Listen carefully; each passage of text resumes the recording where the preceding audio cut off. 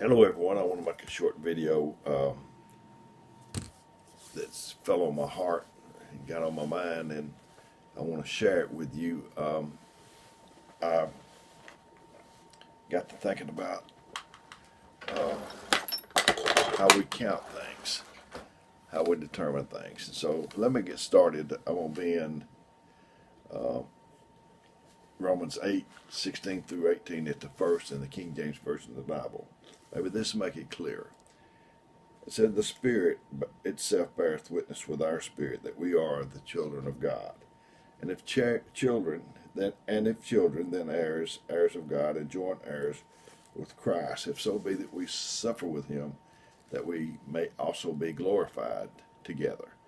For I reckon that the sufferings of this present time are not worthy to be compared with the glory which shall be revealed in us. For I reckon."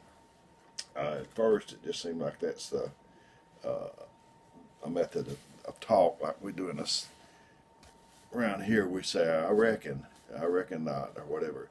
I don't think he's talking about that so much as he's talking about an accounting system where you reconcile things, and you put them in the right perspective. Um, God is using your losses to build you up. So, but we're counting them as losses when they should be on the positive side. How will you go forward? So, Paul uh, is a man that suffered while he was down here.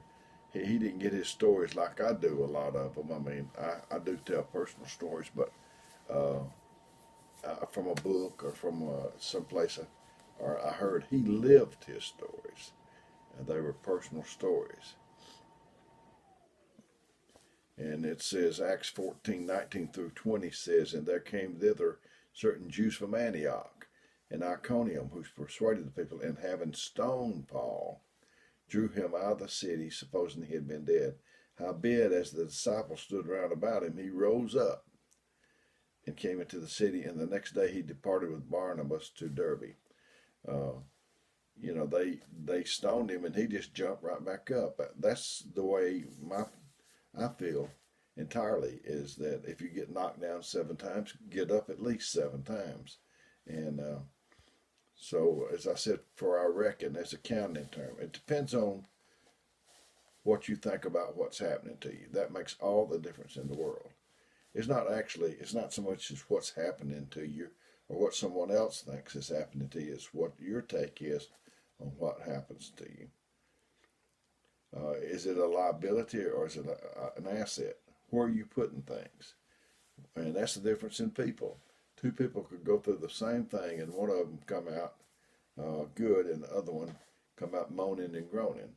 And it's because they put it on a different side of the ledger. Uh, One go through a trial and say, "Oh me, I'm never going to be the same," kind of deal. The other one said, "This is going to make me a better man. This is going to make me a better woman." They put it on the asset side. Is it a liability or is it an asset? Where are you putting it? The Bible said, "Count it all joy." That's the Bible's accounting system. You just put it all on the joy side.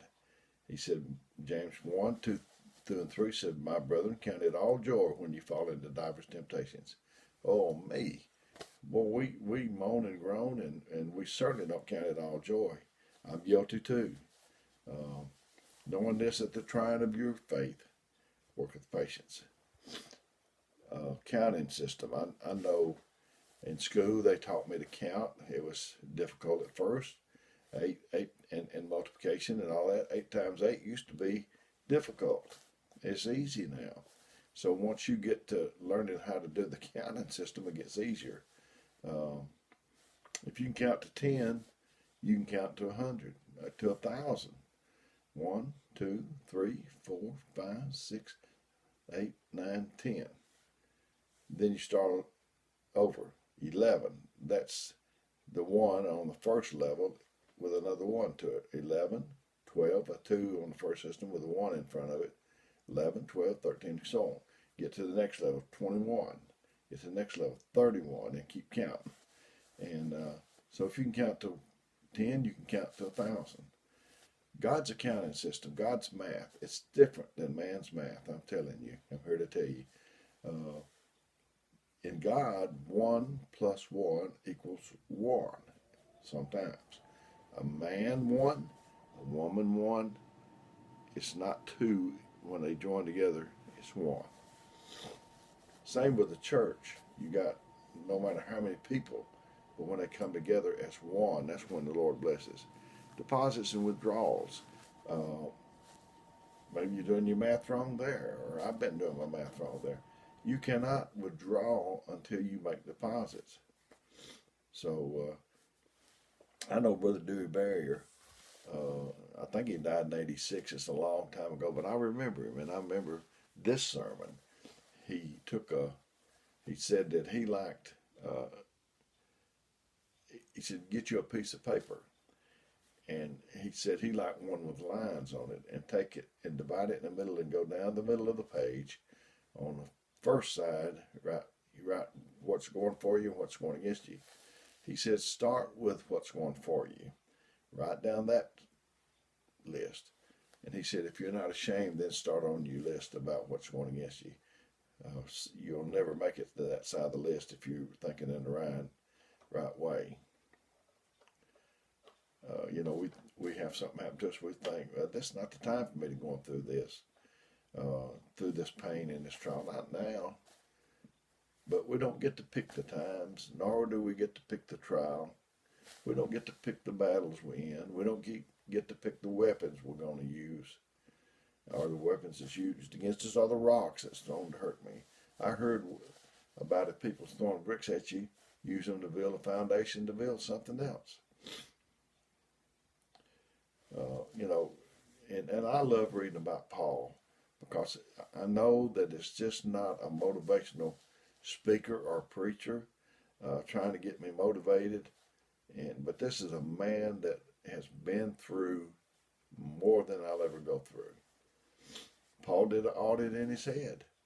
The way you reckon with something is how you deal with it. Have you ever had your business audited? It's one of these nail biters. But God is doing an audit on us, and we ought to be doing an audit on our life.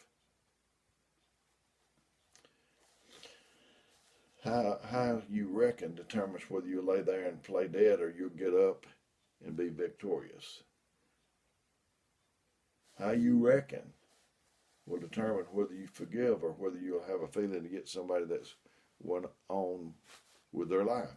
You have a feeling against somebody, and hopefully you don't and I don't, but if you do, you still holding on to the thing. You look out in life at church or wherever, and they're going on with their life, and there you are stuck in the mud.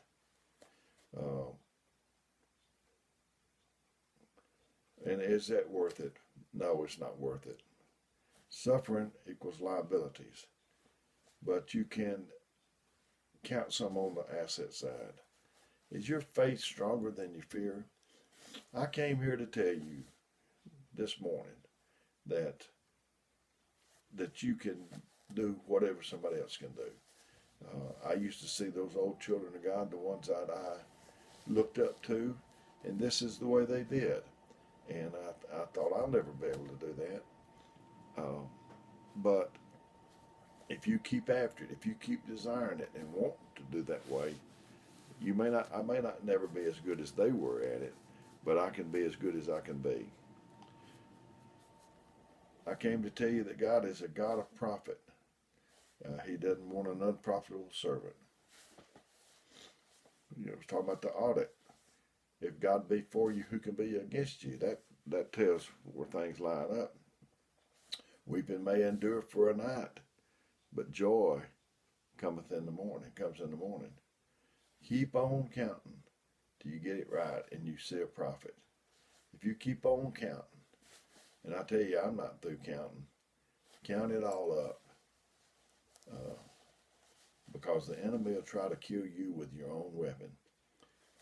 I see people I see people that I know their counting system's wrong, because everything's everything's an old me and whatever. And then, friends, I'm not trying to tell you that I've always got it right or I still get it right. But I try to hold my head up. I try to put things in the right perspective. Um, you think of something or you see something, it'll be a negative thought come at the first. So try to turn it into a positive thought. Since March of 2018, I've found out I had cancer, had heart trouble before then. But that's the bad news. But the good news is I'm closer to my destination. I'm gonna try to end with this example. I heard a song years ago. It wasn't really a song. A man was talking in it. I think I mentioned it on another video, but he was talking to his buddy or something. He said, "I went on an airplane ride," and the guy said, "That's good." And he said, "No, it was bad because the airplane developed engine trouble." He said, that is bad." He said, "No, that's good. I had a parachute on there when we started going down." The guy said, "That's good." He said, No, that's bad because the parachute didn't open." And he said, "Well, that is bad." He said, No, there was a haystack down where I was going." And he said, "Well, that's good." He said, "Well, no, it's bad. There was a pitchfork down there." And he said, "Oh, well, that's bad." He said, "No, I missed the pitchfork." "That's good." And it just keeps going on and on and on and on. And there's good and bad in all situations, and you can find something good about anybody. I've enjoyed getting this to you today. I've got it to you because I care about you. I'm going to give you my phone number, 256-508-4410. If you need me, leave me a little message. If I don't get it, I'll get back to you as soon as I can. And may God bless you. May God richly bless you until we do this again.